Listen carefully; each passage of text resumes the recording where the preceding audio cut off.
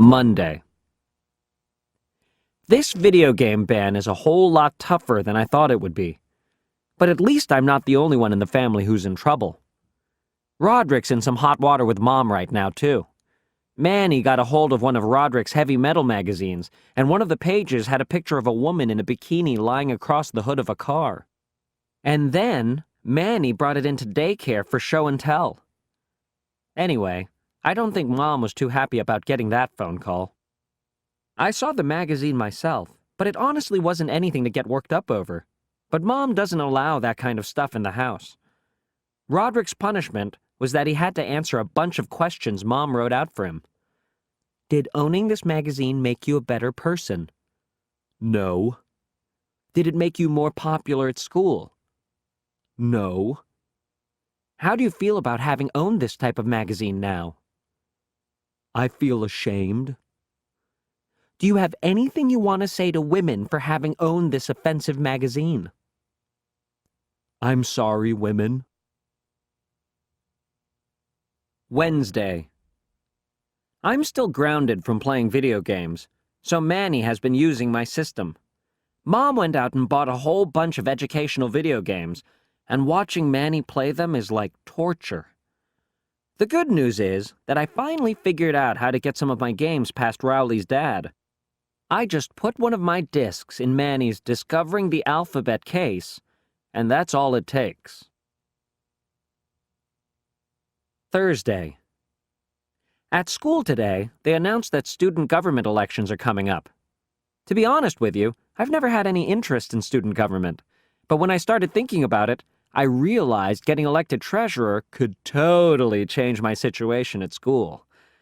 Nobody ever thinks about running for treasurer, because all anyone ever cares about are the big-ticket positions, like president and vice president. So I figure if I sign up tomorrow, the treasurer job is pretty much mine for the taking. Friday. Today I went and put my name on the list to run for treasurer. Unfortunately, this kid named Marty Porter is running for treasurer too, and he's real brainy at math. So this might not be as easy as I thought. I told Dad that I was running for student government, and he seemed pretty excited. It turns out he ran for student government when he was my age, and he actually won. Dad dug through some old boxes in the basement and found one of his campaign posters. I thought the poster idea was pretty good, so I asked Dad to drive me to the store to get some supplies. I loaded up on poster board and markers, and I spent the rest of the night making all my campaign stuff. So let's just hope these posters work. Monday. I brought my posters into school today, and I have to say, they came out pretty good.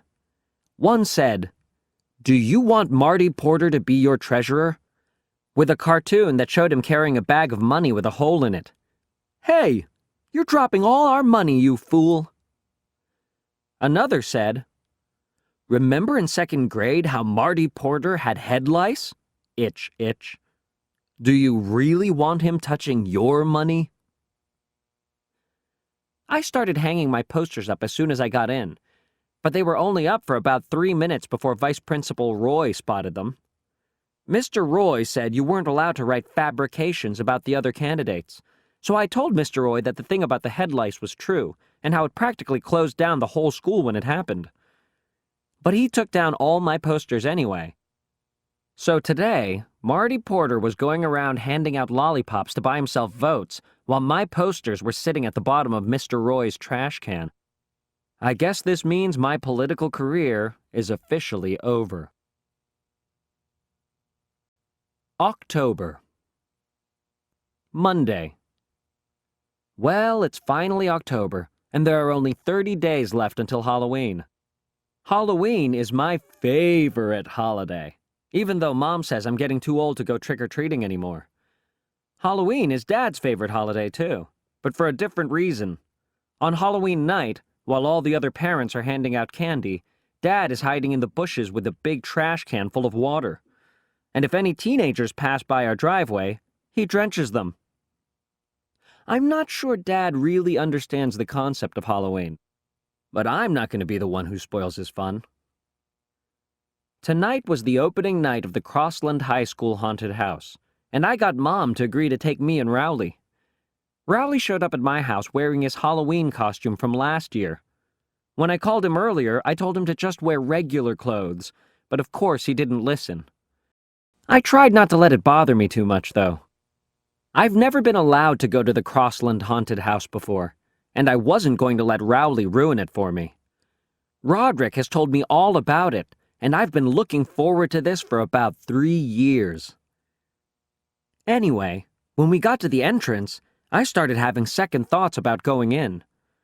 But Mom seemed like she was in a hurry to get this over with, and she moved us along. Once we were through the gate, it was one scare after another. There were vampires jumping out at you, and people without heads and all sorts of crazy stuff. But the worst part was this area called Chainsaw Alley. There was this big guy in a hockey mask, and he had a real chainsaw. Roderick told me the chainsaw had a rubber blade, but I wasn't taking any chances. I ran. Right when it looked like the chainsaw guy was going to catch us, Mom stepped in and bailed us out. She said, "That's not nice." And he mumbled, "I'm sorry, ma'am." Mom made the chainsaw guy show us where the exit was, and that was the end of our haunted house experience right there. I guess it was a little embarrassing when Mom did that, but I'm willing to let it go this one time. Saturday. The Crossland haunted house really got me thinking. Those guys were charging $5 a pop, and the line stretched halfway around the school. I decided to make a haunted house of my own. Actually, I had to bring Rowley in on the deal, because Mom wouldn't let me convert our first floor into a full-out haunted mansion. I knew Rowley's dad wouldn't be crazy about the idea either, so we decided to build the haunted house in his basement and just not mention it to his parents. Me and Rowley spent most of the day coming up with an awesome plan for our haunted house. Here was our final plan. A hall of screams, a lake of blood, a bottomless pit, a rat tunnel, a maze of 1,000 skulls, a knife alley, a severed hand hall, and last, a death slide into an acid lake. I don't mean to brag or anything, but what we came up with was way better than the Crossland High School haunted house. We realized we were going to need to get the word out that we were doing this thing, so we got some paper and made up a bunch of flyers. Haunted house with live sharks. I'll admit maybe we stretched the truth a little in our advertisement, but we had to make sure people actually showed up. By the time we finished putting the flyers up around the neighborhood and got back to Rowley's basement, it was already 2:30, and we hadn't even started putting the actual haunted house together yet. So we had to cut some corners from our original plan. When 3 o'clock rolled around, we looked outside to see if anyone had showed up, and sure enough, there were about 20 neighborhood kids waiting in line outside Rowley's basement. Now, I know our flyer said admission was 50 cents, but I could see that we had a chance to make a killing here. So I told the kids that admission was $2 and the 50-cent thing was just a typo. The first kid to cough up his $2 was Shane Snella. He paid his money, and we let him inside, and me and Rowley took our positions in the Hall of Screams. The Hall of Screams was basically a bed with me and Rowley on either side of it. I guess maybe we made the Hall of Screams a little too scary because halfway through, Shane curled up in a ball underneath the bed. We tried to get him to crawl out from under there, but he wouldn't budge. I started thinking about all the money we were losing with this kid clogging up the Hall of Screams, and I knew we had to get him out of there quick. Eventually, Rowley's dad came downstairs. At first, I was happy to see him, because I thought he could help us drag Shane out from under the bed and get our haunted house cranking again.